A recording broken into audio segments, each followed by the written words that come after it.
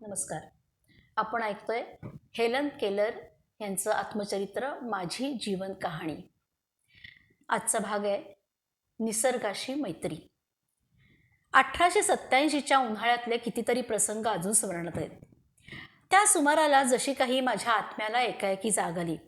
प्रत्येक वस्तू हाताळायचा, तिचं नाव माहिती करून घ्यायचा सपाटा लावला मी. जसजशी मी अधिकाधिक वस्तूंना स्पर्श करायला लागले तशी माझ्या शब्दसंग्रहात भर पडत गेली. माझ्या भोवतालच्या जगात राहण्यातला आनंद वाढला. परिसराबरोबर धागा जुळवण्यातला आत्मविश्वास वाढला. डेझी आणि बटरकप्सच्या फुलांनी दिवस बहरलेले असताना एक दिवस बाईंनी मला फिरायला नेलं. वाटेत खूप शेतं लागली. शेतामध्ये शेतकरी लावणी आधीच्या नांगरणीच्या कामात दंग होते. फिरत फिरत आम्ही टेनेसी नदीच्या काठापाशी आलो. उबदार गवतावर आम्ही विसावलो. बाईंनी मला निसर्गातल्या गमती आमच्यातल्या संभाषण पद्धतीतून समजावल्या. निसर्गाच्या परोपकारी चक्राची त्या दिवशी पहिल्यांदा खऱ्या अर्थानं ओळख झाली. ऊन पाऊस झेलत झाडं कशी वाढतात, बघायला कशी छान वाटतात, त्यांच्यापासून रसाळ फळं कशी मिळतात, पक्षी झाडांवर घरटी बांधून कसे राहतात, कसं स्थलांतर करतात, खारी, हरणं, सिंह आणि साऱ्याच प्राण्यांची अन्न निवाऱ्यासाठी कशी धडपड चाललेली असते, हे सारं मला त्या दिवशी समजलं. अशा प्रकारे जसजशी माझ्या ज्ञानात भर पडत गेली तसतसा ह्या जगात राहण्याचा माझा आनंद वाढू लागला. अंकगणितातली गणितं सोडवायला आणि पृथ्वीचा आकार सांगायला शिकण्याच्या आधीच बाईंनी मला सुगंध अंगावर घेत वाऱ्यावर डोलणाऱ्या झाडांमधलं सौंदर्य अनुभवायला शिकवलं. सौंदर्य गवताच्या पात्यांमधलं आणि माझ्या छोट्या बहिणीच्या नाजूक हातातल्या स्पर्शातलंही. या अगदी सुरुवातीच्या काळात बाईंनी माझ्या विचारांचं निसर्गाशी नातं जोडलं. पक्षी, झाडं, माणसं सारे सारखेच आनंदयात्री आहेत हे मला या नात्यानं शिकवलं. पण ह्याच सुमारास मला एक वेगळा अनुभव आला. निसर्ग कधी कधी रुद्रावतारही धारण करू शकतो हे मला अनुभवातून कळलं. एक दिवस बाईंबरोबर बऱ्याच लांबवर फिरून आल्यावर आम्ही घरी आलो. घरी परतत असताना सकाळी निघालो तेव्हा छान वातावरण होतं, पण मग उष्मा जाणवायला लागला. 2-3दा विसाव्यासाठी आम्ही वाटेवरच्या एखाद्या झाडाच्या सावलीत थांबलो. शेवटचं असं आम्ही थांबलो ते एक रानटी चेरीच्या झाडाखाली. ते झाड आमच्या घरापासून थोड्या अंतरावर होतं. झाडाची सावली आल्हाददायक होती. ते चढायला इतकं सोपं होतं की बाईंच्या मदतीने मी झाडावर चढले आणि फांद्यांमध्ये अंदाज घेऊन एका जागी बसले. इथं वर इतकं छान थंडगार वाटत होतं की बाईंनी सांगितलं, झाडावर बसूनच आपण आज खाऊन घेऊ. त्या घरातून खाणं आणायला गेल्या. तुम्ही जाऊन या, मी इथं काहीही गडबड न करता बसून राहते, असं मी त्यांना आश्वासन दिलं. बाई गेल्या. थोडा वेळ तशीच मी त्या चेरीच्या गारव्यात बसून राहिले. एकाएकी वातावरण बदललं. उष्मा कमी झाला. उष्णता प्रकाशाचीच आहे असं मी समजायची. त्यामुळे हवेतल्या ह्या बदलावरून लक्षात आलं की आकाशात ढग जमले असणार. जमिनीतून एक विचित्र गंध सुटला. वादळी पावसाआधी येतो ना तसा. एका अनामिक भीतीनं मला घेरलं. मला खूप एकाकी वाटायला लागलं. वाटलं खालची जमीन, आपले मित्र यापासून आपण खूप दूर कुठेतरी आहोत. भीतीनं गोठल्यासारखी मी निश्चल बसून राहिले. बाई कधी एकदा येत आहेत असं मला झालं होतं. त्यापेक्षा मला झाडावरून खाली उतरून भीतीतनं मोकळं व्हायची घाई झाली होती. क्षणभरच चमत्कारिक शांतता पसरली. मग एकदम पानांची प्रचंड सळसळ सुरू झाली. पाठोपाठ झाड जसं थरथरलं आणि जोरदार वारं सुटलं.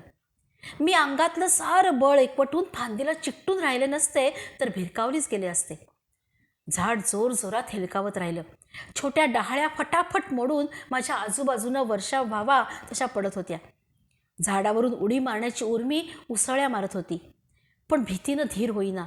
मी तशीच फांद्यांमधल्या बेचक्यात अंग चोरून बसले. हलणाऱ्या फांद्यांचे फटकारे बसत होते. मधून मधून झाडाचं हेलकावणं चालू होतं. काहीतरी प्रचंड कोसळतंय असं वाटलं आणि त्याचा हादरा मी बसले होते तिथपर्यंत जाणवला. उत्कंठा शिगेला पोचली. आता बहुतेक या झाडासकट आपण कोसळून पडणार असं वाटत असतानाच माझ्या हाताला बाईंच्या हाताचा स्पर्श झाला. त्यांच्या मदतीनं मी खाली उतरले आणि त्यांना बिलगलेच. जमिनीला एकदाचे पाय लागल्यावर मी अक्षरशः आनंदानं थरथरले. या अनुभवानं मला एक नवीन धडा मिळाला. तो म्हणजे कधी कधी निसर्गाच्या हळूवार स्पर्श आणून त्याच्या नख्यासुद्धा टोचू शकतात. या अनुभवानंतर कितीतरी दिवस मी कुठल्याच झाडावर चढले नाही. नुसत्या विचारानंच भीती वाटायची. पण एक दिवस एका बहरलेल्या लाजाळूच्या झाडानं मला भुरळ घातली आणि माझी भीती गेली. असं म्हणतात वसंत ऋतूच्या सुंदर खुणा सर्वत्र होत्या. सकाळी मी आमच्या उन्हाळी घरात बोटांनी वाचत बसले होते. एकदम मला हवेत एक छानसा मंद गंध पसरल्याचं जाणवलं. ताडकन उठून मी उभी राहिले आणि नकळत हात पसरले. जणू काही प्रत्यक्ष वसंत ऋतूच माझ्या आसपास वावरत होता.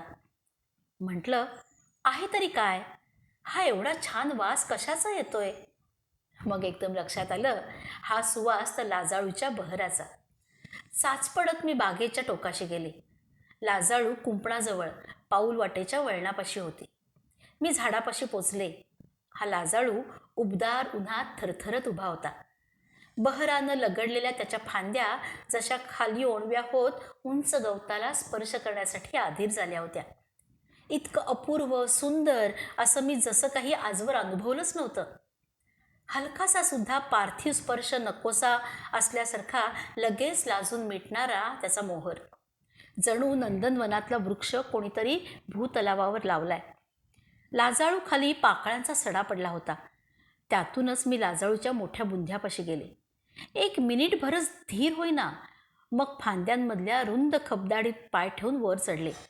फांद्या मोठ्या आणि झाडाची साल खडबडीत असल्यामुळे फांद्या पकडायला अडचणीचं होत होतं. पण आपण काहीतरी वेगळं करतोय, अचाट करतोय, ह्या सुखद जाणीवेनं मी वर चढत राहिले. एका ठिकाणी कुणीतरी बसायला जागाच करून ठेवली होती. त्याला बरेच दिवस झालेले असावेत, कारण ती बैठकसुद्धा त्या झाडाचा एक भाग होऊन गेली होती. कितीतरी वेळ मी तिथेच बसून राहिले.